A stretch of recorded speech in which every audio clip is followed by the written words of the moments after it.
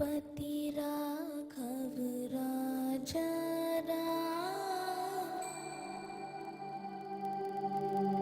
पतित पावन सीताराम।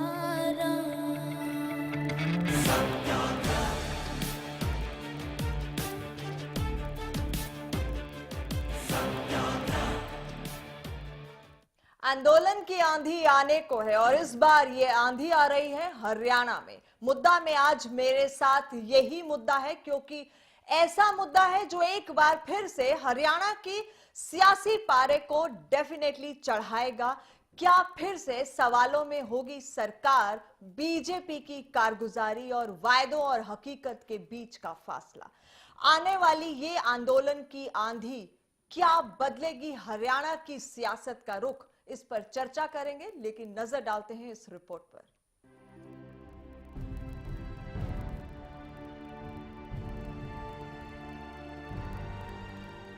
भू अर्जन और विस्थापन पर देश भर में चलाए जाने वाले जन आंदोलन की शुरुआत हरियाणा से होने जा रही है। समाजसेवी अन्ना हजारे केंद्र सरकार के खिलाफ दिल्ली के जंतर मंतर से इस आंदोलन की शुरुआत करेंगे। इस आंदोलन को बड़ा रूप देने के लिए अन्ना हजारे 20 फरवरी को पलवल में किसान पदयात्रा को हरी झंडी भी दिखाएंगे। इस देशव्यापी आंदोलन का मकसद है केंद्र में मौजूदा बीजेपी सरकार की नीतियों के खिलाफ हल्ला बोलना। एक समय पूर्व यूपीए सरकार के खिलाफ ये बनाई रणनीति काम कर गई थी और अब इस रणनीति और उस समय को दोबारा से दोहराया जा रहा है। आपको बता दें कि अन्ना हजारे के इस देशव्यापी आंदोलन में भूमि अधिग्रहण कानून 2015 को लेकर मोदी सरकार को घेरने की तैयारी है, जिसमें अन्ना हजारे समेत 17 और सामाजिक संगठन भाग लेंगे। अन्ना हजारे का कहना है कि देश भर के किसानों और खेती के साथ जुड़े मजदूर, छोटे व्यापारी, कारीगरों के उजाड़ने की साजिश चल रही है, वो भी वही पुराने घिसे पिटे तर्क विकास के नाम। वहीं बात अगर भूमि अधिग्रहण 2015 की करें तो यह कानून भी अंग्रेजी सरकार के जमाने से उन्हीं के दिए हुए कुछ कानूनों में से एक ही मालूम पड़ता है। नए भूमि अधिग्रहण कानून के तहत सरकार के लिए भूमि अधिग्रहण करना और भी आसान हो गया है। किसान की सहमति के बिना भी भूमि अधिग्रहण मुमकिन है। रक्षा उद्देश्य, ग्रामीण अवसंरचना, सस्ते मकान और गरीब आवासीय परियोजनाओं के लिए जमीन अधिग्रहण करना आसान है, जबकि नया कानून के मुताबिक मुआवजा राशि भी पहले से आधी कर दी गई है। सरकार का कहना है कि देश में अभी भी 65% लोगों के पास घर नहीं है। ऐसे में जमीन अधिग्रहण कर नए रास्ते, पक्के मकान और स्मार्ट शहर बनाए जाएंगे। लेकिन सवाल है कि क्या ये अधिकार किसान के पास नहीं होना चाहिए कि वो अपनी भूमि का अधिग्रहण होने दे या नहीं? कुछ इन्हीं सवालों के साथ इस आंदोलन की शुरुआत होगी और जाहिर है जब आंदोलन होगा तो सरकार की फजीहत भी होना तय है, क्योंकि प्रजातंत्र में जनता सर्वोपरि है और विकास भी उसी से जुड़ा है।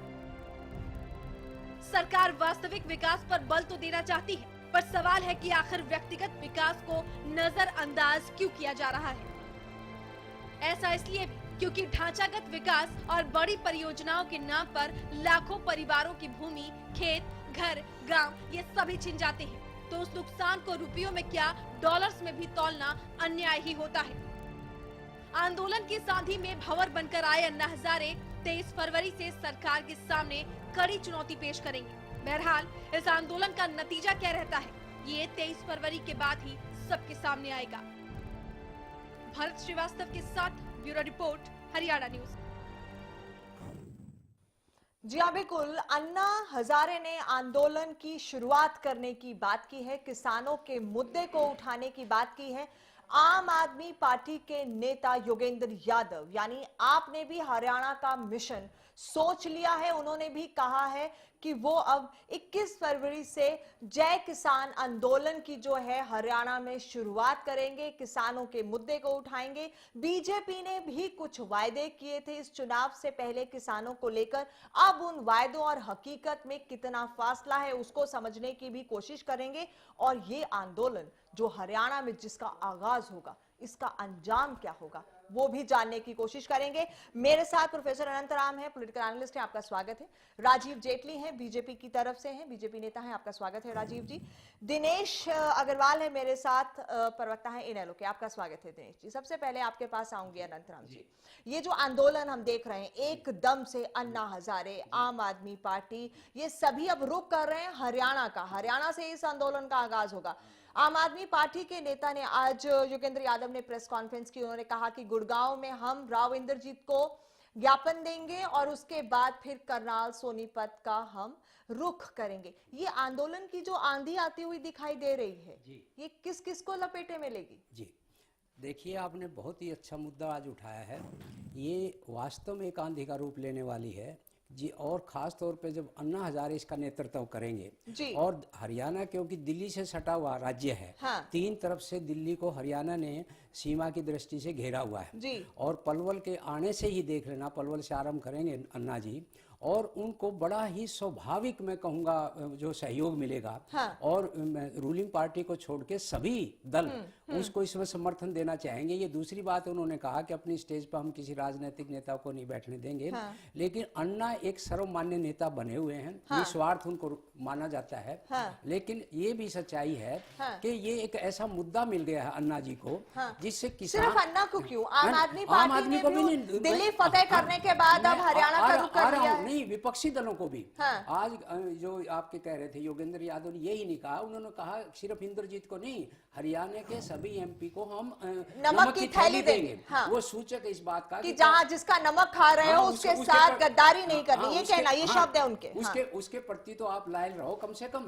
और किसान जो जिन्होंने बड़ा समर्थन दिया था खुल करके इस बार, केंद्र में भी और राज्य में भी, जब अच्छा उसमें इन्होंने बड़े परिवर्तन किए हैं। असल में ये समझने के लिए जरूरी है कि इस अध्यादेश के माध्यम से उसमें जो अधिकरण भूमि कानून है, उसमें 5 बड़े परिवर्तन कर दिए हैं। अब ऐसे 5 एक्सेप्शन लगा दिए हैं जिनके बिना किसानों की सहमति के, जो आप एक्वायर कर सकते हो। पहले 80% किसानों की सहमति आवश्यक थी, लेकिन अब वो क्लास हटा करके 5 ऐसे क्लास जोड़ दिए गए हैं, चाहे वो रेलवे है, चाहे वो डिफेंस है, चाहे अफोर्डेबल हाउसेज हैं, चाहे कोई इंडस्ट्री है, उसके लिए सरकार बिना अनुमति के अधिकरण करके और मुआवजा अपनी मर्जी से तय करके किसानों को दे सकेगी। यद्यपि ये कह रहे हैं कि हमने उनको इससे आने वाले वक्त में बीजेपी को परेशानी बिल्कुल। राजीव जी, क्या कहना है आपका?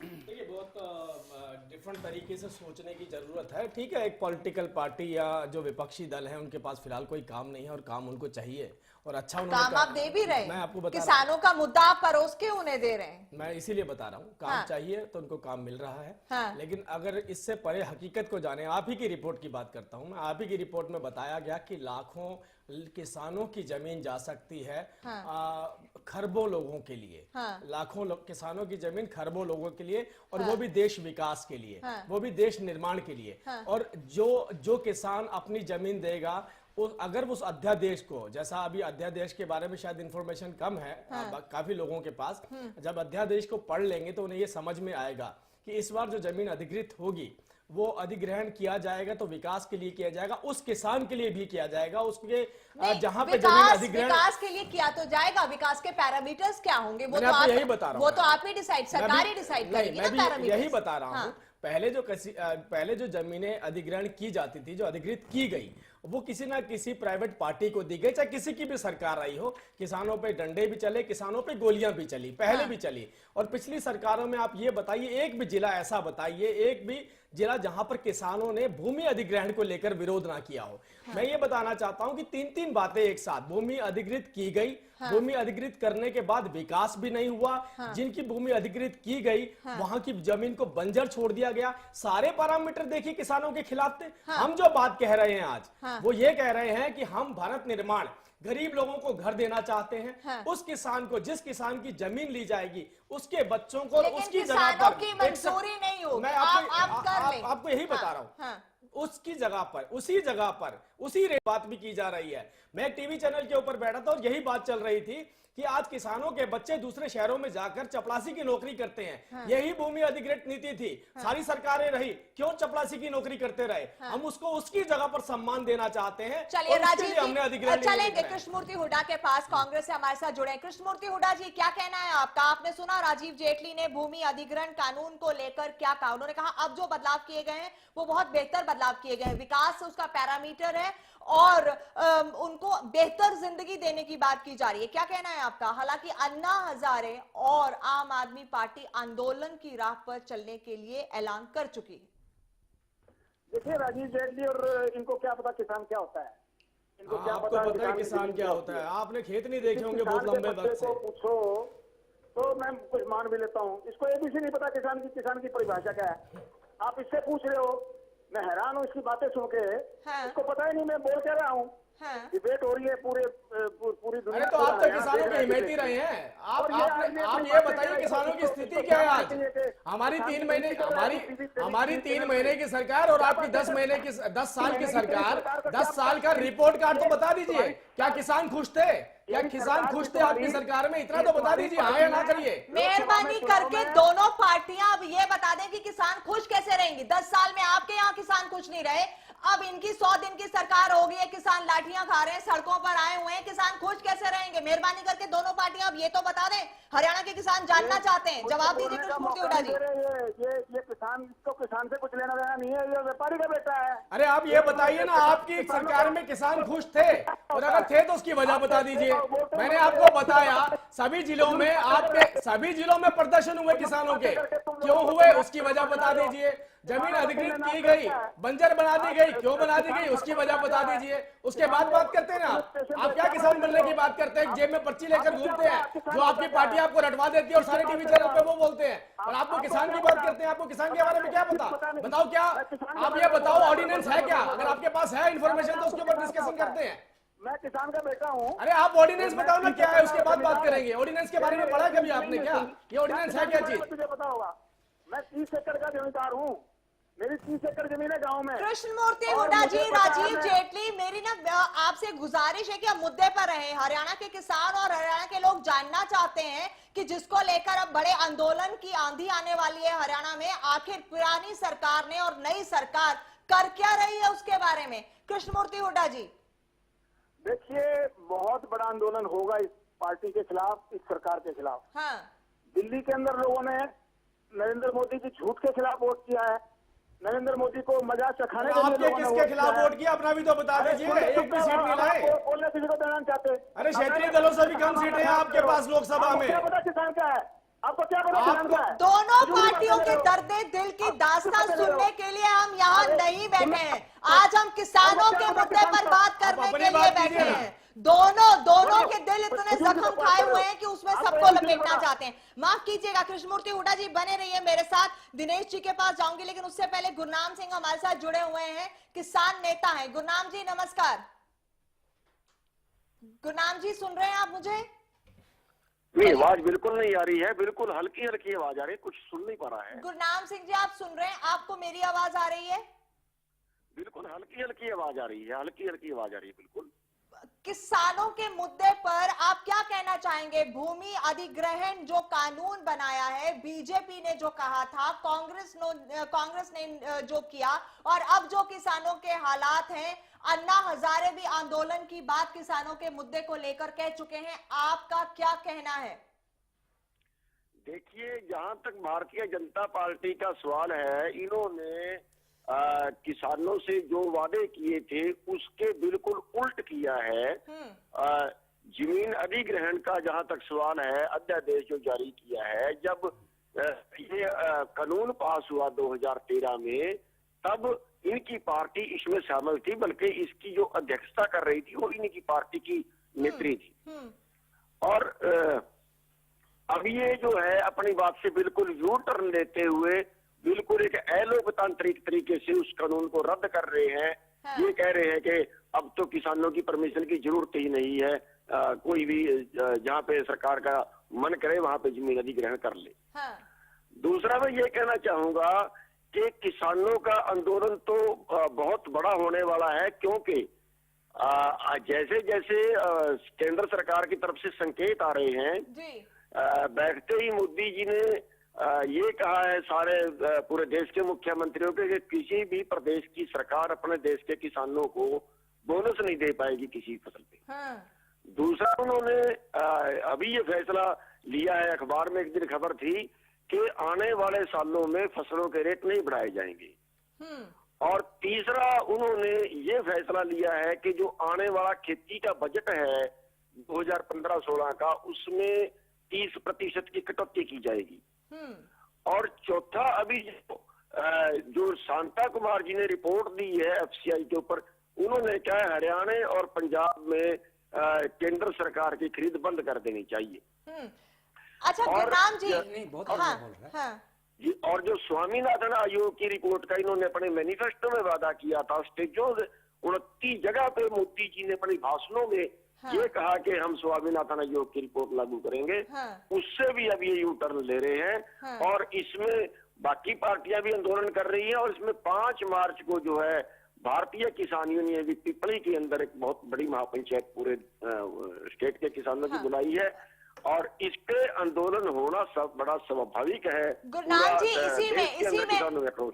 जी इसी में जानना चाहती हूँ, अन्ना हजारे भी किसानों के मुद्दे को लेकर बड़े आंदोलन का आगाज करने वाले हैं, क्या किसान उनके साथ होंगे हरियाणा के?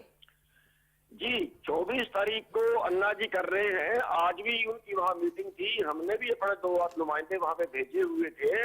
और जो 24 को वो प्रदर्शन कर रहे हैं, उसमें भी हमारे हम जो है हरियाणा से वहां पे पहुंचेंगे, मैं उसमें जाऊंगा। और जैसा भी आंदोलन बढ़ पड़ेगा, अन्ना जी का भी साथ देंगे, और अन्ना जी से हम साथ लेंगे भी आंदोलन। हाँ, गुरनाम जी बने रहिए हमारे साथ। दिनेश जी क्या कहना चाहेंगे, अब इनेलो का क्या रुख है इस पूरे मसले पर? आपने सुना किसान नेता को भी, कृष्णमूर्ति हुड्डा को भी, राजीव जेटली भी हमारे साथ बैठे हैं, क्या कहना है आपका? देखिए नवजोत जी, मैं तो ये कहना चाहूंगा कि महेंद्र सिंह टिकैत भारतीय किसान यूनियन के जो अध्यक्ष थे, वो नॉन पॉलिटिकल थे, और उन्होंने हमेशा किसानों की आवाज उठाई, और किसी भी राजनीतिक दल को उन्होंने मंच पर नहीं आने दिया। लगातार उन्होंने किसानों के लिए संघर्ष किया, और 2012 से लगातार जिस तरीके से अन्ना हजारे जी ने, स्वामी रामदेव जी ने जिस तरीके से जन आंदोलन चलाए, देश की जनता को जागरूक करने का काम किया, चाहे वो काले धन का मुद्दा था, चाहे वो किसानों का मुद्दा था, चाहे वो भ्रष्टाचार का मामला था, चाहे वो और विसंगतियों को लेकर था, दिल्ली में महिलाओं की सुरक्षा को लेकर था, अनेक चीजें थी। उन सब चीजों से जो एक माहौल पूरे देश में खड़ा हुआ, सभी गैर राजनीतिक दल और सभी राजनीतिक दल, सभी ने कांग्रेस के लगातार 10 साल के कुशासन के जो घोटालों की फहरिस्त सामने आई थी, उसको लेकर जो भ्रष्टाचार बढ़ रहा था, जो काले धन का मामला था, उससे एक माहौल जो खड़ा हुआ, उस माहौल का फायदा भारतीय जनता पार्टी ने बखूबी केंद्र के चुनाव में उठाया। और जो मुद्दे उन्होंने उस समय जनता के दिल को छूने वाले मुद्दे थे, उनको कैश भी भारतीय जनता पार्टी ने बखूबी किया। परंतु जैसे ही ये लोग सत्ता में पहुंचने के बाद ये उन मुद्दों को भूल गए। ना केवल भूल गए, जिस तरीके से अभी भूमि अधिग्रहण अध्यादेश की बात आ रही है, मुझे याद है कि अभी कुछ दिन पहले देश के राष्ट्रपति ने एक बात कही थी, उन्होंने बड़ा संतुलित बयान दिया था। उन्होंने कहा था कि ये जिस तरीके से अध्यादेश जारी करने की जो परंपरा चली है, ये बहुत गलत परंपरा है। एक आध मामले में तो अध्यादेश की बात हो सकती है, लेकिन लगातार 5-5, 6-6 चीजों को लेकर अध्यादेश लाना और उसकी लोकसभा में चर्चा ना कराना, ये गलत है। और उन्होंने साथ में संतुलित बयान इसलिए दिया क्योंकि वो किसी पॉलिटिकल पार्टी से आज वो संबंध नहीं रखते। उन्होंने साथ के साथ ये भी कह के संतुलन बनाने का काम किया कि मैं विपक्षी दलों से भी कहूंगा कि वो लोकसभा के अंदर सहयोग करें, जिससे कि अध्यादेश लाने की नौबत ना आए। आपको माफी चाहूंगी, रोक रही हूँ। योगेंद्र यादव भी हमारे साथ जुड़ गए हैं, आम आदमी पार्टी के नेता हैं। आज हरियाणा में उन्होंने प्रेस कॉन्फ्रेंस भी की और एक बड़े आंदोलन का ऐलान भी किया। योगेंद्र यादव जी नमस्कार। नमस्कार। आज जो आपने प्रेस कॉन्फ्रेंस की, मीडिया से मुखातिब हुए, वहां कहा कि किसानों के मुद्दे पर आप एक बड़े आंदोलन की बात कर रही है। अन्ना हजारे भी एक किसानों के मुद्दे पर आंदोलन की बात कर रहे हैं, क्या कहना है आपका?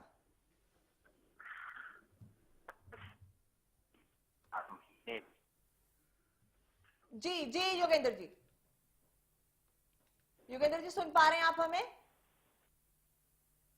शायद उनसे संपर्क नहीं है, दोबारा उनसे बात करने की कोशिश करेंगे। लेकिन राजीव जी, आपने सुना गुरनाम सिंह जो किसान नेता है, उन्होंने क्या कहा? स्वामीनाथन रिपोर्ट की बात को हम लेकर करें तो आप ही के कृषि मंत्री ने मेरे साथ ही इंटरव्यू में ये बात कही, मुझे अगर दिल्ली भेजा होता तो मैं कुछ करता, मैं तो चंडीगढ़ में हूं, मैं क्या करूं, मैं सिर्फ मांग सकता हूं। अरे आपकी सरकार केंद्र में भी है, आपकी सरकार तो यहां पर भी है। अब आप लोकसभा में चुनाव हारने का जो अपना दुख है वो क्यों यहाँ व्यक्त कर रहे हैं। बात मुद्दे की है, किसानों की जो बातें हैं, किसानों के मुद्दों की जो बातें हैं, जिनको कहकर बीजेपी इतने बड़े मैंडेट के साथ हरियाणा में पहली बार सत्ता में इंडिपेंडेंटली आई। किसानों को बहुत उम्मीदें हैं। क्या आज वो निराश हो रहे हैं? क्या ये मुश्किलों का सफर अब बीजेपी के लिए शुरू होगा? क्या कहना है आप? देखिए बहुत दो बातें होती है। एक तो चर्चा होती है राजनीतिक। हाँ। राजनीतिक चर्चा में हम अपेक्षा कर ही नहीं सकते कि हमारा विपक्ष हमारी तारीफ करेगा। और दूसरी बात, आज तक, अभी दिनेश जी की बात सुन रहा था, आज तक इतिहास में भारतवर्ष में आप उठाकर देखिए कि अगर यहाँ पर विकास रुके और विकास रुके, देश आगे नहीं बढ़ा, तो उसके पीछे कौन सी वजहें रही? उसके पीछे कभी भी, जैसा कि राष्ट्रपति जी ने भी यही बात बोली कि विपक्ष को चाहिए कि बातों को समझे। अगर देश को आगे बढ़ाना है, आगे बढ़ाने के लिए कुछ ऐसे कदम भी उठाने पड़ते हैं। मैं आपको दूसरी बात बोलना चाहता हूं, आज कैटेगराइज कर दीजिए इस डिबेट को। हम किसके ऊपर चर्चा कर रहे हैं? क्या हम जमींदारों के ऊपर चर्चा कर रहे हैं जिनके पास 200-500 एकड़ जमीन है, या हम उन किसानों के बारे में चर्चा कर रहे हैं जिनके पास जमीन ही नहीं है? जिनके पास जमीन नहीं है, क्या उनको घर नहीं मिलना चाहिए? जिनके पास रहने की जगह नहीं है, जिन मजदूरों के पास जमीन नहीं है, जो उसी खेत में काम करते हैं, क्या उनके हक नहीं बनते? सभी, इस देश में सभी का हक बनता है कि उसको उनके हक मिले। लेकिन बात यह है कि मोबिलाइज करके, मिसगाइड करके अगर आप किसानों को सड़कों पर लेके आएंगे तो आप देश की भलाई नहीं कर रहे हैं। देश की भलाई सिर्फ इसी बात में है। लेकिन किसी का हक छीन कर किसी को आपको यही बता रहा हूं, वहां बैलेंस होना बहुत जरूरी है ना। आप ये देखिए, हमारे संविधान में, हमारे कानून में साफ तौर पर लिखा है, अगर किसी सड़क ने किसी घर के बीच में से निकलना है और अगर उस सड़क के चलने से लाखों करोड़ों लोगों को फायदा हो सकता है, तो उसके ऊपर अगर आप उन कुछ चंद लोगों को मोबिलाइज करके ये बताना चाहते हैं कि आपका तो नुकसान होगा, जिनका नुकसान नहीं होगा क्योंकि वो चपरासी की नौकरी कर रहे हैं, जैसा हमारे विपक्षी दलों ने बताया। अगर वो चपरासी की नौकरी आज तक करते आए हैं, आज तक शहरों में जाकर उनके सम्मान को ठेस पहुंची है, तो क्यों हम उनकी जगह पर सम्मान वाली जिंदगी ना दे? अगर ये बात देना चाहते हैं तो उसमें क्या हर्ज है? नवजोत जी, मेरा कहना यह है कि जो भूमि अधिग्रहण अध्यादेश जो इन्होंने अभी भेजा है, उसके मूल स्वरूप की जब बात आती है तो भारतीय जनता पार्टी के लोग बार बार एक बात कहते हैं टीवी चैनलों पर कि अन्ना हजारे जी को गलत तरीके से प्लीड किया गया, उनको गलत तस्वीर दिखाई गई है। मेरा कहना यह है कि अगर सही तस्वीर आपको पता है, आपको ज्यादा जानकारी है, आप ज्यादा पढ़े लिखे हैं, तो अन्ना हजारे जी कोई अमेरिका तो रहते नहीं है, रालेगंज सिद्धि में रहते हैं। आप जाके उन्हें समझा दीजिए कि आपको इस तरीके से गलत दिखाया गया, लेकिन सच्चाई है। माफी चाहूंगी, सिर्फ अन्ना हजारे क्यों, हरियाणा के किसान भी तो कह रहे हैं। मैं वहीं आ रहा हूं, किसानों को पहले क्यों नहीं समझा? आप प्लीज मुझे कंप्लीट करने दो, मैं वहीं आ रहा हूं। ये भूमि अधिग्रहण अध्यादेश केवल किसानों पर लागू नहीं है, बड़े दुख की बात यह है, केवल किसानों पर नहीं है। ये तो एक इतना बड़ा तानाशाही का जो कानून ये लाने जा रहे हैं, मैं आपको उसकी जानकारी देना चाहूंगा, दर्शकों को भी जानकारी मिलनी चाहिए कि उसमें केवल ये कहकर कि हम जरूरतमंद को मकान देंगे, जरूरतमंद के नाम पर आप लोगों के गला घोटने का काम कर रहे हैं। कारण क्या है कि पहले जो भूमि अधिग्रहण होता था उसमें देखा जाता था कि आपकी जो जमीन है वो 1 फसल देती है, 2 फसल देती है, 3 फसल देती है। अब उसका कोई प्रोविजन नहीं है। चलिए 1 मिनट दिनेश जी, अब योगेंद्र यादव दोबारा से हमारे साथ जुड़ गए। राजीव जी आपके पास आऊंगी। योगेंद्र यादव जी, आप सुन पा रहे हैं मुझे? जी माफ कीजिएगा, ट्रेन में था और हमारा कनेक्शन कट गया। जी मैं समझ रही हूँ। आज आपने कहा कि जमीनों के अधिग्रहण की नीति गलत है, किसानों के साथ सरकार ने धोखा किया है, किसानों की जमीन सस्ते में ली जा रही है, लेकिन बीजेपी के नेता कहते हैं कि ये गलत प्रोपेगेंडा करके किसानों को मोबिलाइज किया जा रहा है सरकार के खिलाफ, बल्कि ये विकास की बात हो रही है। क्या कहेंगे? मैं जानता नहीं बीजेपी के कौन साथी वहां बैठे हैं, लेकिन जो बैठे हैं उनसे मैं अनुरोध करूंगा जी कि आप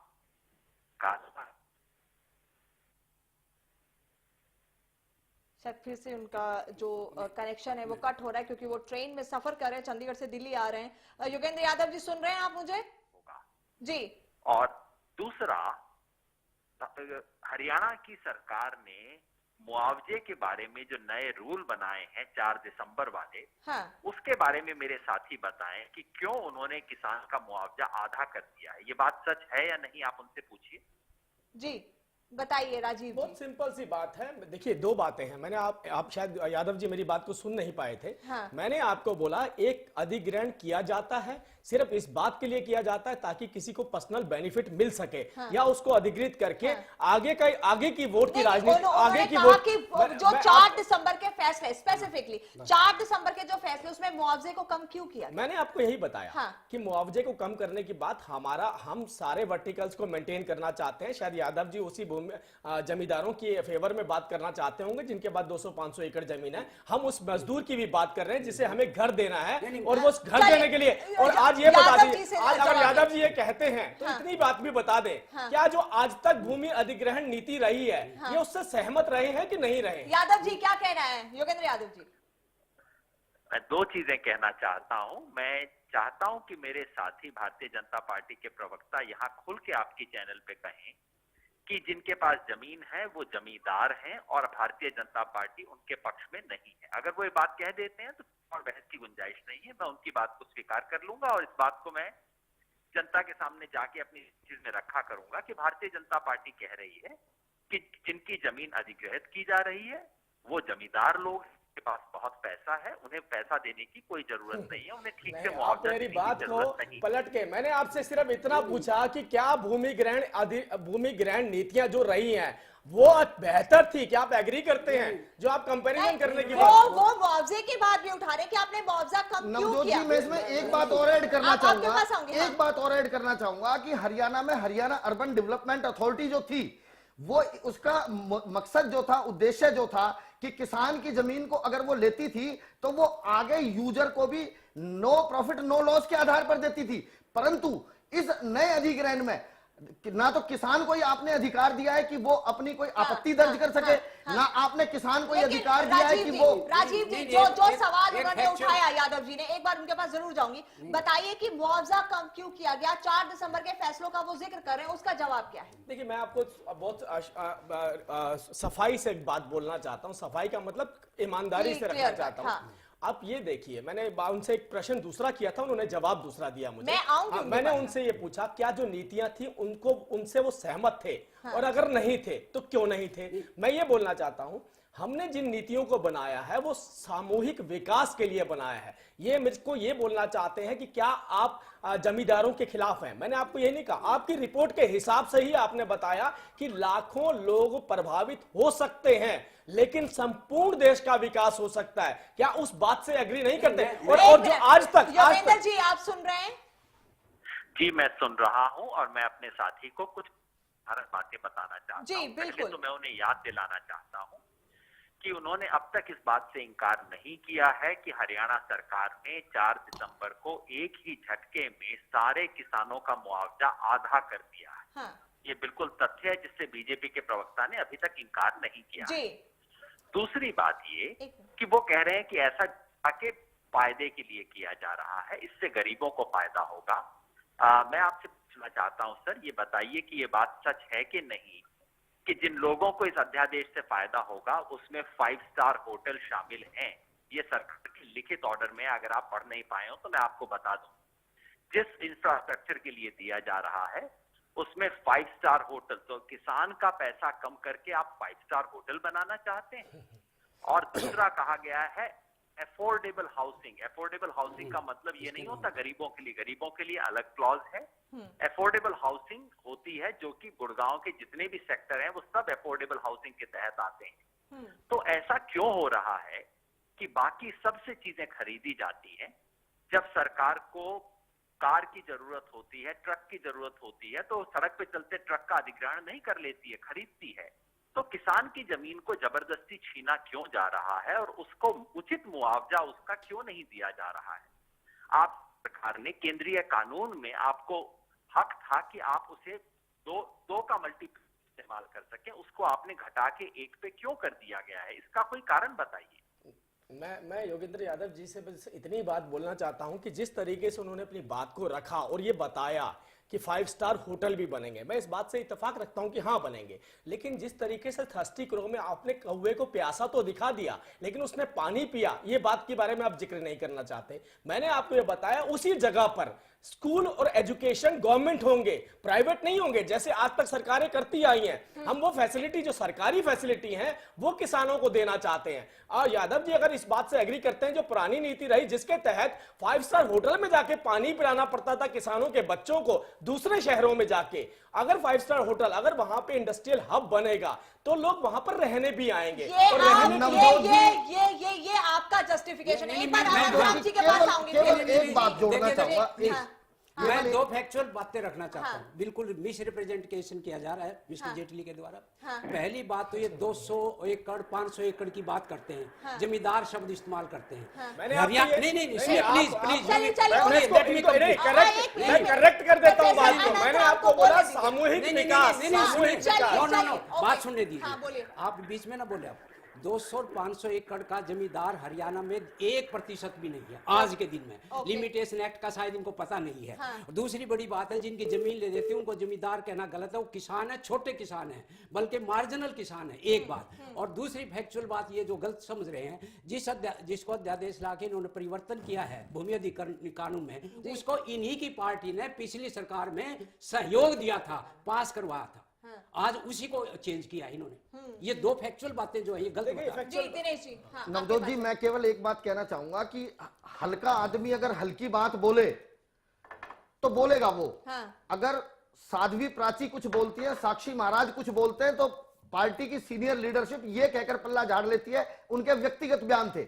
मैं समझता हूं कि पार्टी का कोई कार्यकर्ता या नेता कोई भी बात बोलता है उसको पार्टी पल्ला झाड़ जाती है। यहां पर कोई आधिकारिक प्रवक्ता तो पार्टी के बैठे नहीं है।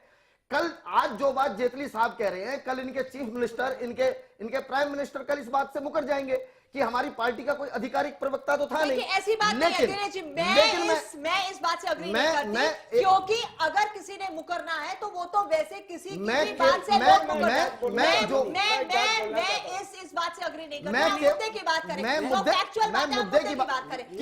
वो तो कोई मंत्री बयान देता है तब भी किसी ने मुकरना है, तब भी कोई मुकर जाएगा। नवजोत जी, इस भूमि अधिग्रहण अध्यादेश के अंदर पब्लिक प्राइवेट पार्टनरशिप का भी हवाला है। कि कोई प्राइवेट आदमी पब्लिक सरकार के साथ मिलकर कोई अगर प्रोजेक्ट लगाना चाहता है, अगर वो किसी को बर्बाद करना चाहे तो पिक पॉइंट करके किसी की भी जमीन को रातों रात अधिग्रहण करवा सकते हैं जिस किसी आदमी को बर्बाद करना है।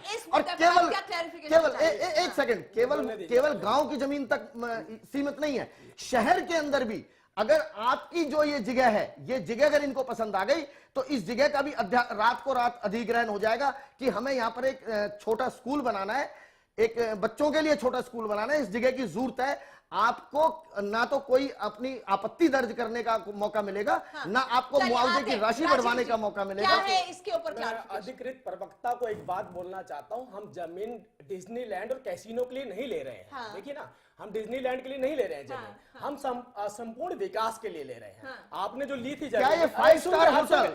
सुन लीजिए, बोल लेना आप, मैं बीच में बोला नहीं था आपके।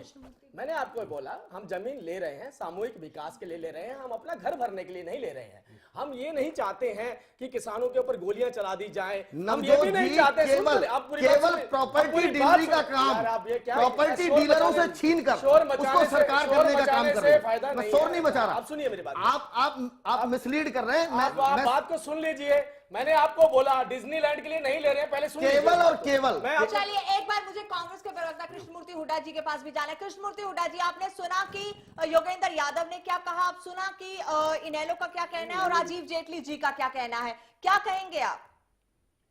देखिए, इन्होंने तो बीजेपी के प्रवक्ता ने तो साफ कह दिया कि भाई हम किसानों के विरोधी हैं और किसानों की जमीन जबरदस्ती लेंगे। लेकिन मैं आपके माध्यम से इनको ये चैलेंज कर रहा हूँ कि ये 1 इंच जमीन हरियाणा की किसी किसान की लेके दिखा दे, मैं इनको मान जाऊंगा। हम इनको इस सरकार को आपके चैनल के माध्यम से चेतावनी दे रहे हैं कि 1 इंच जमीन भी अगर इन्होंने हड़पने की कोशिश की तो इस सरकार का हम ईंट फेंट बजा देंगे।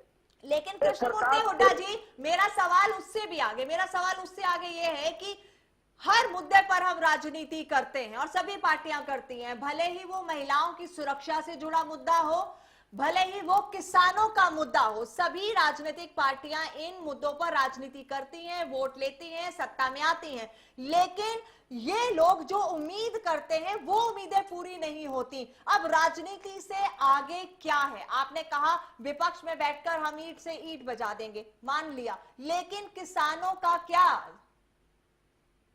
देखिए, किसानों की जमीन हम 1 इंच भी इनको सरकार को हड़पने नहीं देंगे। ये इनकी नीयत ये है कि इनकी किसानों की जमीन हड़प के ये 5 स्टार होटलों को दें। इनकी जमीन ये है कि बड़े बड़े उद्योगपतियों को दे जमीन। हम 1 इंच जमीन नहीं लेने देंगे। भारतीय जनता पार्टी की कथनी और करनी में दिन रात का फर्क है। इन्होंने जो पिछले साल हमारी पार्टी ने जब वो भूमि अधिग्रहण बिल किया था उसमें सहमति प्रकट की थी। आज ये एकदम से इस प्रकार से ये ऑर्डिनेंस के माध्यम से दोबारा आगे नई बातें लेके आगे। राजीव जी, इस पर जवाब दीजिए। पहले जो 2013 का अधिग्रहण आया उसमें बीजेपी की सहमति थी, फिर उसके मैं एक बात बोलना चाहता हूँ, डिबेट को डायरेक्शनलेस करने से सोल्यूशन नहीं निकलने वाला। और आप राजनीतिक विशेषज्ञ हैं, आपको तो मुझे लगता है समझना भी चाहिए एक पक्षपात या इस तरीके से आप सुनिए,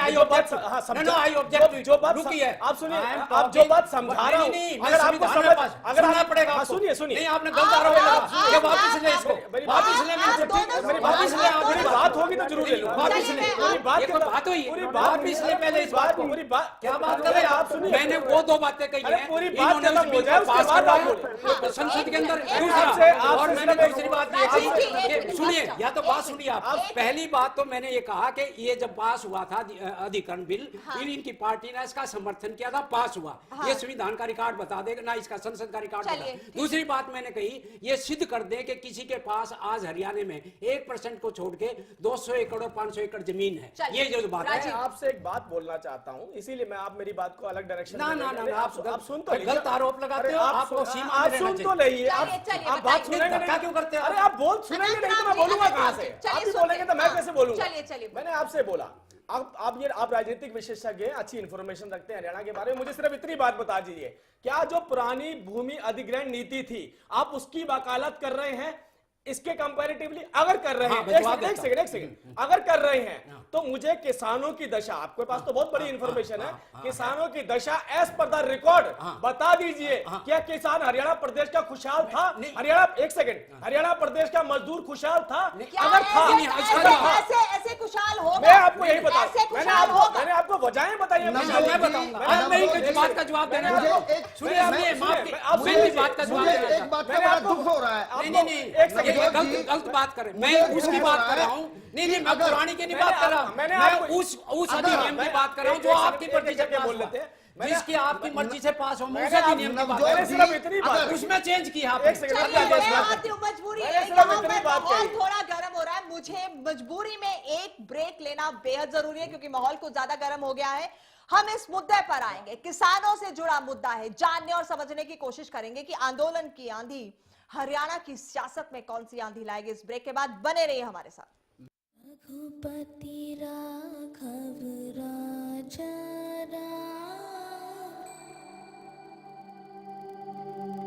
पतित पावन Sitaram.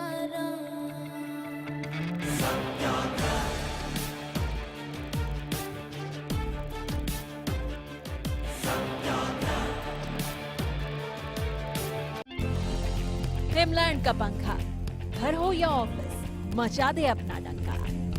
Not just a fun, it's fantastic. Sirsa में अब खत्म हुआ अंतर्राष्ट्रीय स्तर की शिक्षा का इंतजार। MDLR ग्रुप लेकर आए हैं MDK इंटरनेशनल स्कूल। हरियाणा के हरित क्षेत्र सिरसा में विश्व स्तरीय शिक्षा की खास पहचान।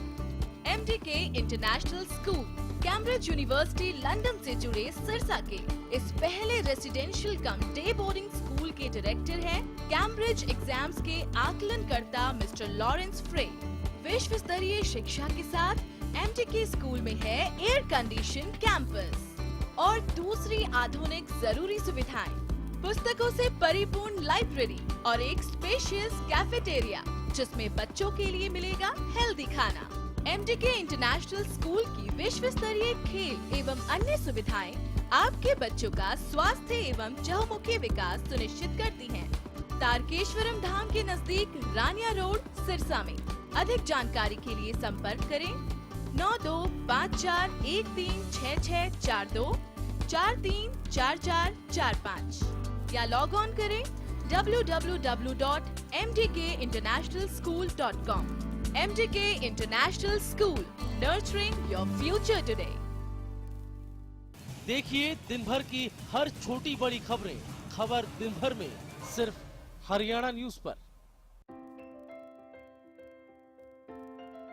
वाओ किंग, वाह आंटी, आप भी हरियाणा किंग देसी घी का इस्तेमाल करते हो? हाँ बेटा, मैं भी अपनी फैमिली के लिए भरोसा करती हूँ सिर्फ हरियाणा किंग देसी घी पर। हेल्थ का रखो ख्याल, हरियाणा किंग देसी घी का करो इस्तेमाल। हाँ, यह पौष्टिक और शुद्धता के साथ साथ देता है बेजोड़ स्वाद और बेहतरीन खुशबू की गारंटी। हरियाणा किंग शुद्ध देसी घी। Largest campus, more than 1800 students, well-equipped workshops and labs, advanced courses, more than 30 PhD holder and experienced faculties. For more information, log on our website. Contact us for admission. Arni University, bringing ambition in life. The wait for global education in Sirsa is finally over. MDLR Group presents MDK International School, a new landmark of world-class education in the green belt of Sirsa. The first residential cum day boarding school in Sirsa, affiliated to Cambridge University, London, brings forth a global nurturing environment under the guidance of Mr. Lawrence Frey, Director, MDK International School. MDK International School also offers fully air-conditioned campus, state-of-the-art infrastructure, well-stocked library, and our spacious cafeteria serving hygienic fresh meals. The world-class sports and well-being facilities ensures the all-round development of your child at MDK International School. Visit our campus near Tarkeshwaram Dham at Rania Road, Sirsa. For details, call 9254136642 434445 or log on to www.mdkinternationalschool.com. MDK International School, nurturing your future today. Siddheshwar Automobiles and Corporation brings an exclusive showroom of the amazing brand Nissan in Gurgaon. Cars available in all models and perfect price. And workshop also here with high-tech equipments approved by Nissan. Showroom Siddheshwar Nissan to Honda Chowk, Sector 34, plot number 34, Gurgaon, Haryana.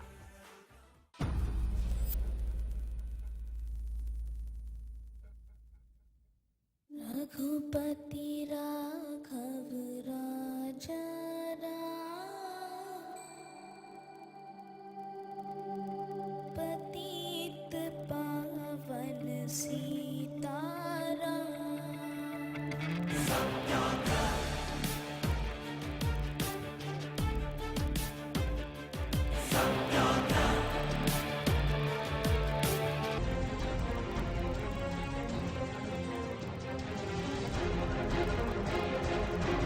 ऐसा लग रहा है जैसे आंधी आने वाली है।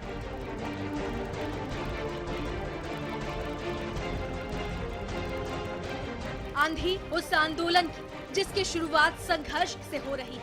किसानों के लिए 200 साल गुलामी भरे रहे और 68 साल दर्द में ही गुजर गए। न हालात बदले और न हाल। साल गुजरते गए, कानून बनते गए, सरकारें बदलती रही, किसान मरते रहे, पर समाधान न पहले मिला था और न आज मिलता दिख रहा है। किसानों का सोना आज सरकार के लिए चांदी बन गया है। चांदी भी ऐसी जिसमें सरकार का फायदा है और किसानों का नुकसान। और शायद इसी नुकसान की भरपाई के लिए एक देशव्यापी आंदोलन का आगाज होने जा रहा है। नए भूमि अधिग्रहण कानून 2015 के खिलाफ अन्ना एक्शन में है, तो आम आदमी पार्टी भी इस मुद्दे को हवा देने में पीछे नहीं। आपके वरिष्ठ नेता योगेंद्र यादव ने ऐलान किया है कि आप 21 फरवरी से जय किसान आंदोलन की शुरुआत करेगी। लोकसभा चुनाव में भारतीय जनता पार्टी ने स्वामीनाथन आयोग की रिपोर्ट लागू करने का स्पष्ट वायदा अपने मैनिफेस्टो में किया था। विधानसभा चुनाव में भारतीय जनता पार्टी ने हरियाणा में दूसरी हरित क्रांति की शुरुआत करने का वायदा किया था। स्पष्ट रूप से कहा था किसान को 24 घंटा बिजली उपलब्ध करवाई जाएगी। स्पष्ट रूप से एक नहीं दो बार मैनिफेस्टो में कहा था कि खेती लायक जमीन का अधिग्रहण नहीं होने दिया जाएगा। हकीकत में इन सारी चीजों का ठीक उल्टा हुआ है। पार्टी अपने इस आंदोलन में प्रदेश के सभी सांसदों को नमक की थैलियां बांटेगी और भूमि अधिग्रहण कानून 2015 का विरोध करेगी। हरियाणा न्यूज इस मुद्दे की गंभीरता को समझता है, इसलिए आज हम अपने दर्शकों के लिए इस खबर का डीएनए टेस्ट करेंगे। किसानों की स्थिति ऐसी क्यों? 68 सालों में कितने वायदे हुए और कितने वादों पर सरकार ने ट्रैक्टर चला दिया। वादा नंबर 1, किसानों को आत्महत्या करने से रोका जाएगा। सरकार ने वादा नहीं निभाया। साल 1995 से 2011 तक इन 17 सालों में 7,50,860 किसानों ने आत्महत्या कर ली और इसी तरह सरकार ने अपने इस वादे पर ट्रैक्टर चला दिया। वादा नंबर 2, सरकार ये सुनिश्चित करेगी कि खेती में लागत का 50% लाभ हो। सरकार ने ये वायदा भी नहीं निभाया और इस वायदे पर भी अपना ट्रैक्टर चला दिया।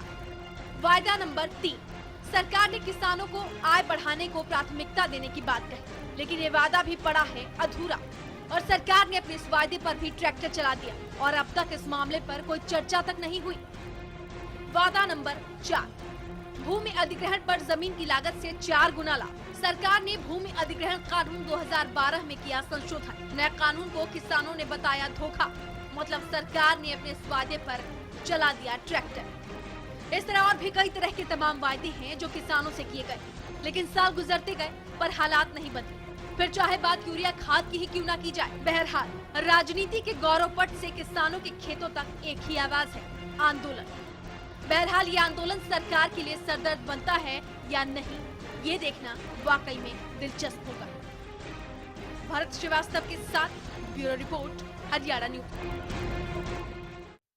यकीनन इस रिपोर्ट में जो फैक्ट्स आपने देखे हैं उनको देखने के बाद कोई शब्द नहीं रहता मेरे पास कुछ कहने के लिए कि किसानों की एक्चुअली में हालात क्या हैं। क्या ये आंदोलन वाकई जरूरी हो गया है? क्या इस आंदोलन से किसानों को कुछ राहत मिलेगी?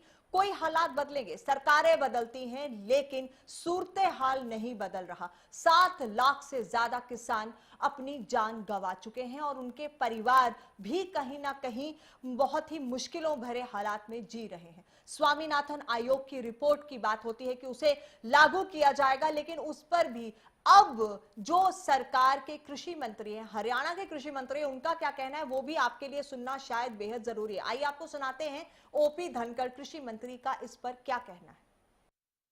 ये वही बात है और उस पर बढ़ने के लिए मैंने निवेदन किया। मैं राज्य सरकार में कृषि मंत्री होने के नाते इतना ही कर सकता हूँ। लोगों ने मुझे दिल्ली पहुंचाया होता तो और ज्यादा कर पाता। अब ये तो आप दोहरे मापदंड अपना रहे हैं। आपको एक जगह सत्ता तक पहुंचा दिया, वो आपने मांगा था, अब आप कहते हैं कि दिल्ली तक पहुंचाया होता।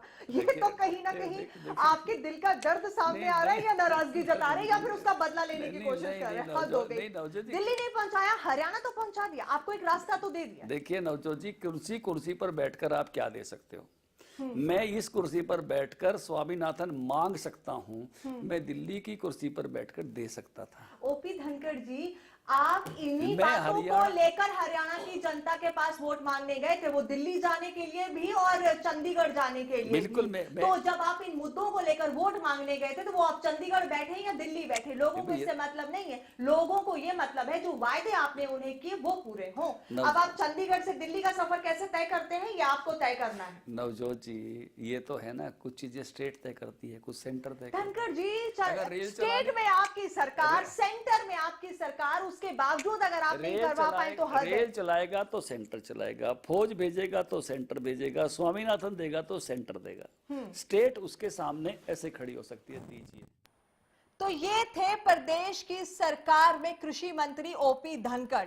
क्या इनका ये जवाब देना सही है और कितना सही है, इसका फैसला तो हम हरियाणा की जनता पर छोड़ते हैं। लेकिन ये पूरा जो पोस्टमार्टम हम कर रहे हैं इस किसान के मुद्दे का जिस पर राजनीति हो रही है, सभी इस मुद्दे पर राजनीति करते हैं, वोट मांगते हैं, लेकिन उसके बाद फासले रह जाते हैं दावे और हकीकत के बीच। योगेंद्र यादव हमारे साथ दोबारा से जुड़ गए। योगेंद्र यादव जी, सुन पा रहे हैं आप मुझे? जी माफी, ट्रेन में हूँ, कई बार कट गया जी, मैं समझ रही हूँ।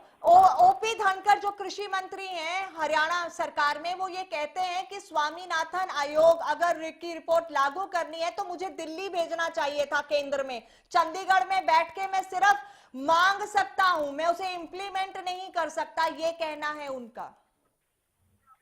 कृषि मंत्री जी ऐसा कह रहे हैं मानो केंद्र में किसी और की सरकार हो। जी, मेरी जानकारी में तो ऐसा नहीं है। अगर उनकी जानकारी में दिल्ली की सरकार किसी और की हो तो हम सबकी ज्ञान बढ़ जाएगा।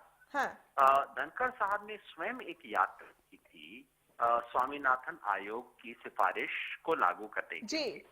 और वो ये भूल जाते हैं कि उनके विधानसभा के मैनिफेस्टो में स्पष्ट रूप से लिखा हुआ, बिल्कुल स्पष्ट रूप से ब्लैक एंड व्हाइट में लिखा है कि हम किसान को उसकी फसल की लागत से 50% अधिक दाम दिलाएंगे। हाँ। तो अगर वो मानते हैं कि वो कुछ ऐसा करने की स्थिति में नहीं है, तो क्या उनकी सरकार मैनिफेस्टो में झूठ बोल रही थी? क्या उनकी पार्टी लोगों की आंखों में धूल झोंक रही थी?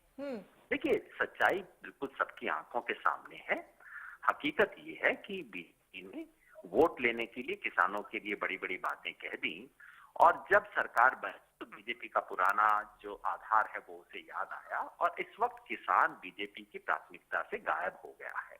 ये जो भूमि अधिग्रहण अध्यादेश वाला मामला है, वो बीजेपी, अगर हम याद हो कि जब वो ओरिजिनल कानून बना था, उस वक्त उस समिति की अध्यक्ष स्वयं सुमित्रा महाजन जी थी, और बीजेपी के लीडर्स ने बड़े भाषण दिए थे संसद में ये कहते हुए कि ये कानून तो अभी और भी किसान के पक्ष में होना चाहिए।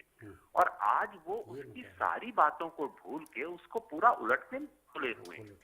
और ये जो 4 दिसंबर को नोटिफिकेशन के जरिए एक ही झटके से सारे मुआवजे को आधा कर दिया गया है, इसका तो कोई आधार नहीं है, इसकी कोई कानूनी आधार नहीं है। यादव जी, माफ चाहूंगी, आपको रोक रही हूँ। बीजेपी के नेता का कहना है कि मजदूरों को फायदा होगा, आम किसान को फायदा होगा, जो भी वो पॉलिसी लेकर आ रहे हैं। आप उनसे ऐसा पूछिए। मेरे ख्याल में दिक्कत यह है कि बीजेपी के ज्यादातर सदस्यों ने स्वयं अपनी सरकार के दस्तावेज नहीं पढ़े हैं। सरकार का दस्तावेज साफ कहता है कि इससे फायदा इंडस्ट्रियल कॉरिडोर को होगा, इससे फायदा किसी भी तरह की हाउसिंग स्कीम को होगा, केवल गरीबों की नहीं। और उसमें स्पष्ट रूप से लिखा हुआ है 5 स्टार होटल्स को भी इसके अंदर शामिल किया जाएगा। ये केवल, और दूसरी बात, ये कब से होना शुरू हुआ है कि सरकार किसान की जमीन खरीद के और उसे उसी दाम के ऊपर किसी गरीब को उपलब्ध करवाए, ये तो आज तक किया नहीं है। और अगर सरकार ऐसा करना चाहती है तो कौन रोकता है सरकार को कि किसान को ठीक मुआवजा दो, के बाद गरीब को सस्ते के अंदर मकान दो? ये सरकार कौन रोकती है? किसान के से छीन के किसी और को देने का क्या फायदा हुआ? देखिए, मैं इनकी बात का जवाब देता हूँ। यादव जी ने बड़ी अच्छी बात बोली, जो मुझे बोलनी थी यादव जी खुद ही बोल बैठे। सबसे पहले तो मैनिफेस्टो की बात करता है, मैं हर बात का सफाई इनकी बात का जवाब दूंगा। मैं किसी बात से हटूंगा नहीं। मैनिफेस्टो की बात की जाती है। मैनिफेस्टो, मान लीजिए जैसे दिल्ली में मैनिफेस्टो के ऊपर बताया गया था कि इंटरनेट कनेक्शन दिए जाएंगे। हमें उस वक्त पे ये नहीं पता था कि मोबाइल कंपनियों के साथ नेगोशिएट किया जाएगा, उन्हें बताया जाएगा कि आधे, एक सेकेंड, मैं उस बात पे भी आऊंगा। मैंने आपको ये बताया, यादव जी ने बोला कि इंडस्ट्रियल कॉरिडोर को फायदा मिलेगा। इंडस्ट्रियल कॉरिडोर का मतलब क्या है? इंडस्ट्रियल कॉरिडोर का तो मतलब ही अपने आप में ये कहता है जहां पे मजदूरों को, जहां पे लोगों को रोजगार मिलेगा। और ये बात तो मानते हैं, जहां पर रोजगार मिलेगा वहां पर एक इंडस्ट्रियल हब होगा, तो वहां पे इंफ्रास्ट्रक्चर भी बनेगा, वहां पर लोग बाहर से भी आएंगे, वहां के लोगों को बाहर नहीं जाना पड़ेगा, सारी सुविधाएं उनको वहां मिलेगी। सरकारी स्कूलों की बात नहीं करी यादव जी ने, हम सरकारी स्कूल वहां पे देंगे, हाई क्लास एजुकेशन वहां पर देंगे, हम वहां पे एक विकास देंगे, पक्की सड़कें देंगे, वहां पे हर चीज वो मिलेगी जिस चीजों के लिए उनको शहरों की तरफ जाना पड़ता था। सिर्फ 5 स्टार होटल एक बीच में से निकाल लिया। अभी यादव जी बता रहे हैं कि भारतीय जनता पार्टी के नेताओं ने हमारे वो डॉक्यूमेंट नहीं पढ़ा। अगर यादव जी ने पूरा डॉक्यूमेंट पढ़ा है तो सिर्फ 5 स्टार होटल का एक कॉलम पढ़ के या 5 स्टार होटल पढ़ के बाकी चीजों को क्यों भूलना चाहते हैं? यादव जी आप सुन रहे हैं? यादव जी आप हैं हमारे साथ? जी कहना चाहेंगे आप जो राजीव जेटली जी कह रहे हैं कि ऐसा नहीं है कि स्कूल भी बनेंगे, आम इंसान को फायदा होगा, मजदूरों को फायदा होगा, रोजगार मिलेगा, इंडस्ट्रियल हब बनेगा तो रोजगार भी मिलेगा। ये सब बहुत खूबसूरत चीजें हैं, लेकिन क्या इनकी सरकार का ये मानना है कि ये सारी चीजें केवल किसान से जबरदस्ती जमीन छीन कर और उसके मुआवजे को आधा करके ही हो सकती है? ये कौन सा तर्क है? और अगर ऐसा है तो देखिए जमीन तो किसानों से लेनी पड़ेगी क्योंकि हमारे पास एक मिनट जी स्पष्ट लिखा है कि यादव जी आप सुन पा रहे हैं मुझे? शायद मैं आपको ये बताना चाहता हूँ, यादव जी की बात का जवाब देना चाहता हूँ। हाँ। जमीनें तो किसानों से लेनी पड़ेंगी। हाँ। और जमीनें क्योंकि हम पूरी बात कर लो। जमीनें किसानों से लेनी पड़ेगी। हम आम आदमी की पार्टी की तरह ये बात नहीं बोल सकते कि हम जमीन भी बाहर से लाएंगे और फ्री में आपको देंगे और उसके ऊपर फिर हम इंफ्रास्ट्रक्चर बनाएंगे। जो मौजूदा इंफ्रास्ट्रक्चर है, मान लीजिए उन्होंने कहा दिल्ली में बिजली देंगे, कहां से लाएंगे? पानी देंगे, फ्री में देंगे? पानी है ही नहीं।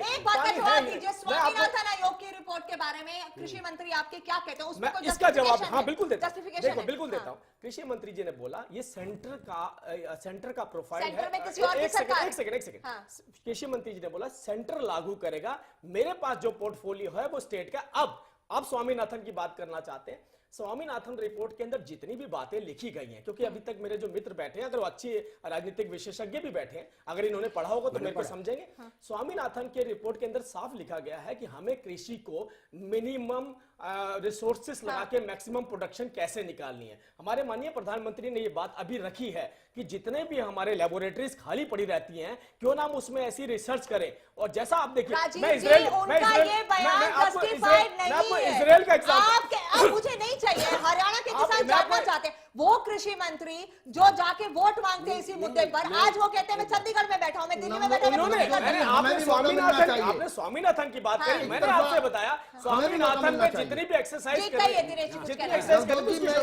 मैं केवल ये कहना चाहता हूं कि जब एक प्रदेश की सरकार बंजर पड़े हुए पहाड़ों के ऊपर टूरिज्म को बढ़ावा देकर और वहां से रेवेन्यू पैदा करके इस हरियाणा प्रदेश को टैक्सलेस स्टेट बनाने का इरादा रखती है, उसके ऊपर तो आपको आपत्ति है।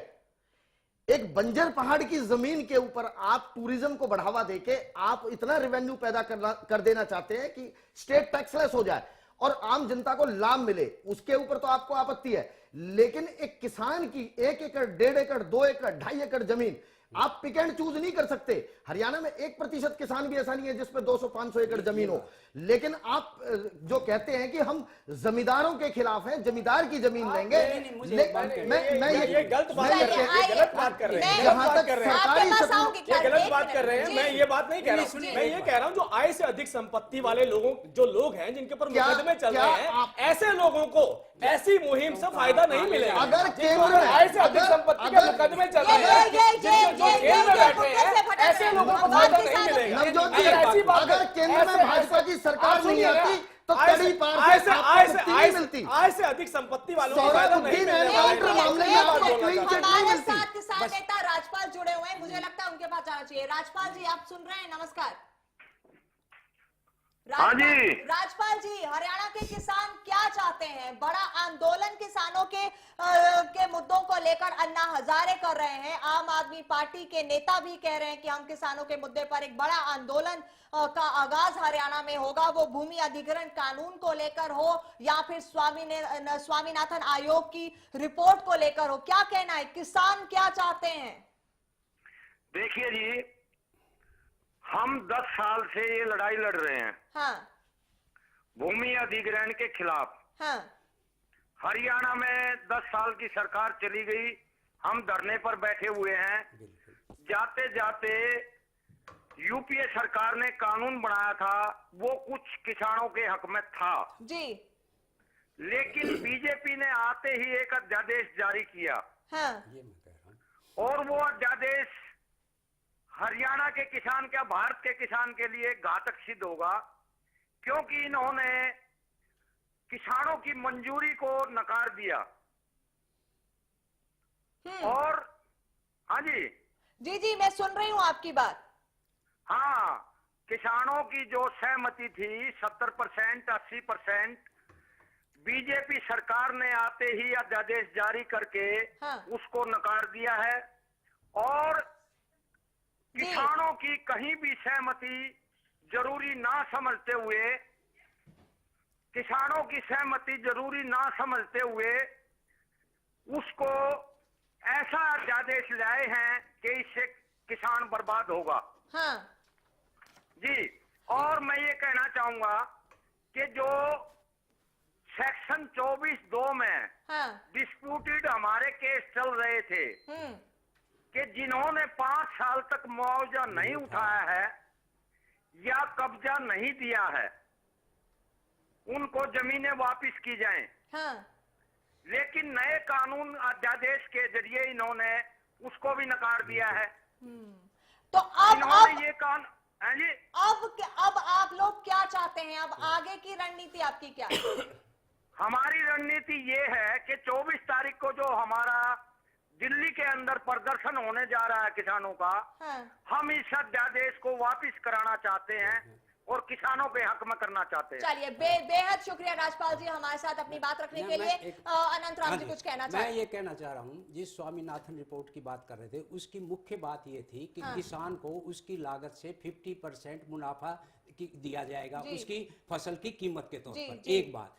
जहां तक धनखड़ साहब की बात थी, उन्होंने इसके लिए रेल रोको आंदोलन किया इसके लिए खुद, और ये कहा कि पहली कलम से हम ये कहेंगे कि स्वामीनाथन रिपोर्ट को लागू करेंगे। और जहां तक इस बात है अध्यादेश की, मैं बार बार एक बात कह रहा हूं कि 8 महीने पहले यूपीए की सरकार ने जब ये कानून पास किया था तो बीजेपी की सरकार ने बहुत जोश खरोश के साथ ये कहा था कि ये तो कानून पहले से पास हो जाना चाहिए था, उनकी सहमति से हुआ था। उसी को उलटते हुए, जैसे चाहे वो सेक्शन 24 पे हो और चाहे अध्यादेश से वो 80% की स्वीकृति हो, उन दोनों को नकारते हुए अब और मैं आपसे ये जानना चाहती हूँ कि आखिर किया क्यों बीजेपी ने ऐसे यू टर्न लिया है, तो लिया क्यों?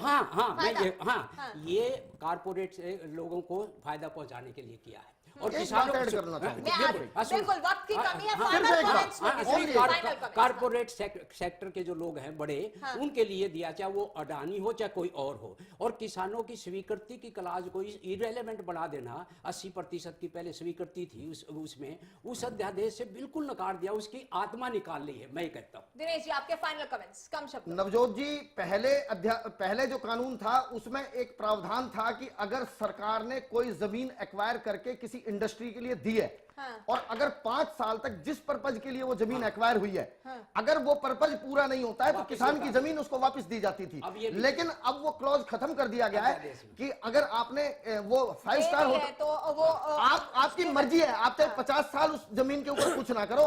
किसान को बेजमीन कर दिया गया, उसको बेरोजगार कर दिया गया, उसकी जमीन को औने पौने दामों में खरीद के उसको सड़कों पर ये छोड़ देंगे। बेहतर। कृष्णमूर्ति हुड्डा जी से फाइनल कमेंट्स लेकर राजीव आपके पास आऊंगी। कृष्णमूर्ति हुड्डा जी, आपके फाइनल कमेंट्स इस पूरे मसले पर, कांग्रेस आगे अब का क्या स्टैंड होगा आगे? मुझे 1 मिनट दे दीजिएगा सर, मैं सुबह से नहीं बोल रहा हूँ। बिल्कुल कहिए। मैं एक तो ये कहना चाहता हूँ कि ये अध्यादेश है, ये टोटल किसानों के खिलाफ है और किसान बर्बाद हो जाएगा और किसान किसी कीमत पर इस अध्यादेश को स्वीकार नहीं करेगा। तो इनके जो कृषि राज्य मंत्री हैं डॉक्टर बालियान, वो हरियाणा में गए हुए हैं, अपनी ससुराल में आए थे वो आज से 7 महीने पहले। और जब पत्रकारों ने पूछा उससे कि भाई वो स्वामीनाथन आयोग की रिपोर्ट कब लागू करेंगे, तो उन्होंने कहा था 1 महीने में लागू करेंगे। तो ये टोटल झूठे लोगों की सरकार है। नरेंद्र मोदी और उसकी पूरी टीम और ये जितने भारतीय जनता पार्टी के हैं, चाहे ओम प्रकाश धनखड़ है, टोटल लोग झूठ बोल रहे हैं, किसानों के साथ छल कर रहे हैं, किसानों के साथ धोखा कर रहे हैं। हम किसी कीमत पे इस सरकार को ये नया जो ऑर्डिनेंस इस पे जमीन अधिग्रहण नहीं करने देंगे, चाहे इस पर हमारी जान चली जाएगी तो हम जान भी देने को तैयार हैं। चलिए, बेहद शुक्रिया। राजीव जी समाप्त कीजिए इस पूरी बात को जल्दी। मैंने सबकी बात सुनी, सबने अपने अपने तर्क रखे, लेकिन किसी ने ये बात नहीं रखी कैसे किसान बर्बाद हो जाएगा। इसको मैं बोलता हूँ कैसा आबाद हो जाएगा। बहुत शॉर्ट में बोल रहा हूँ, जो भी नीतियां अभी तक रही, बहुत सारी सरकारें रही, गोलियां भी चली, डंडे भी चले, जो भी नीतियां रही उससे किसान खुश नहीं रहा। किसान को हमेशा एक ऑप्शन दिया जाता था कि आपकी जमीन अधिकृत कर ली जाएगी, कोई इंडस्ट्री नहीं आएगी। मैं ये बोलना चाहता हूं, हम कमिटेड हैं इंडस्ट्री के लिए, और जो प्रोडक्शन वहां पर होती है, अगर उस प्रोडक्शन की मार्केटिंग नहीं होगी, चाहे वो प्राइवेट कंपनी के थ्रू हो चाहे गवर्नमेंट के थ्रू हो, तब तक उनकी प्रोडक्शन कॉस्ट निकल के नहीं आएगी। अभी स्वामीनाथन रिपोर्ट के ऊपर बोल रहे थे भाई साहब, तो मैं बताना चाहता हूं स्वामीनाथन रिपोर्ट में जो हमारी मार्केटिंग और डिस्ट्रीब्यूशन पॉलिसी है, ताकि वो अनाज गेहूं गोदामों में ना सड़े, वो जनता तक पहुंचे, वो एक्सपोर्ट हो, उस पॉलिसी को हम लेके आ रहे हैं, उसके ऊपर किस बात का विरोध कर सकते हैं? अब मेरा एक सवाल है आपसे, और बहुत ही एक ही लाइन में उसका जवाब भी चाहूंगी। जिस तरह से सभी किसानों ने भी, जो नेता हमारे साथ जुड़े, उन्होंने कहा वो आंदोलन की राह पर हैं। अन्ना हजारे हरियाणा से आंदोलन का आगाज करने का ऐलान कर चुके हैं। आम आदमी पार्टी के नेता योगेंद्र यादव की बात भी आपने सुन ली, वो भी 23 फरवरी से जो है एक आंदोलन कर रहे हैं। ये जो आंदोलन की आंधी हरियाणा में देखने को मिल रही है, इस आंधी से बीजेपी खुद को कैसे बचाएगी? मेरा एक लाइन में जवाब। बिल्कुल एक लाइन में 3 वर्टिकल है। पहला, आम आदमी पार्टी क्यों करना चाहती है? क्योंकि उनको लगता है केजरीवाल मुख्यमंत्री बन गया, इनको यहाँ पर सुनिए। दूसरी बात रही, जो किसान आंदोलन की बात करी जा रही है, किसानों की को प्रॉपर गाइड अभी तक नहीं किया गया, उसको मोबिलाइज करा जा रहा है खिलाफत करने के लिए। तो इसलिए अन्ना हजारे जी को भी जो अध्यादेश है उसके बारे में बहुत मीडिया में चर्चा हुई थी, इसके ऊपर अन्ना हजारे जी को भी अध्यादेश के बारे में गलत इंफॉर्मेशन दी गई थी। और एक चौथी बात, बहुत इंपॉर्टेंट बात, स्वामीनाथन की रिपोर्ट के ऊपर अगर कभी भी आप डिस्कशन करेंगे तो मैं आग्रह करूंगा जिसके पास इंफॉर्मेशन आए वही बैठे यहाँ पे, क्योंकि बात लंबी नहीं करनी है। मैं जरूर स्वामीनाथन आयोग की रिपोर्ट पर दोबारा से एक बार कार्यक्रम रखेंगे, इसी मुद्दा में दोबारा से मुद्दा उठाएंगे स्वामीनाथन आयोग की रिपोर्ट का। लेकिन हरियाणा के कृषि मंत्री ओपी धनखड़ ने जो कहा वो हमने सुनाया, और जिस लहजे में कहा वो भी सुनाया। अब कौन सा उनका दर्द दिल फूटकर बाहर आ रहा था वो आप लोग बेहतर समझ सकते हैं, क्योंकि लोकसभा में भी आप ही ने उनको वोट दिए थे और विधानसभा में भी आप ही ने उनको वोट दिए थे। वक्त की कमी है, एक ही शब्द जो आप कहना चाह रहे हैं अनंतराम जी। मैं अगर ये कह रहे हैं कि किसानों को मिसगाइड किया गया, तो इनका जो किसान संगठन है जिसके राष्ट्रीय अध्यक्ष को धनखड़ साहब हैं, तो वो क्या कर रहे हैं? उन्होंने जागरूक क्यों नहीं? चलिए, बेहद शुक्रिया। इसी के साथ वक्त की कमी है, मुझे ये प्रोग्राम यही खत्म करना होगा। बेहद शुक्रिया आप सभी मेहमानों का। लेकिन जो आंधी आते हुए हम देख रहे हैं, उस आंधी से बीजेपी और हरियाणा सरकार कैसे बचेगी, ये अपने आप में एक बड़ा सवाल है और इस पर निगाहें जरूर टिकी रहेंगी। लेकिन ये मुद्दा किसानों से जुड़ा है और ये मुद्दा इतनी जल्दी खत्म नहीं होगा। लेते हैं आपसे इजाजत, नमस्कार।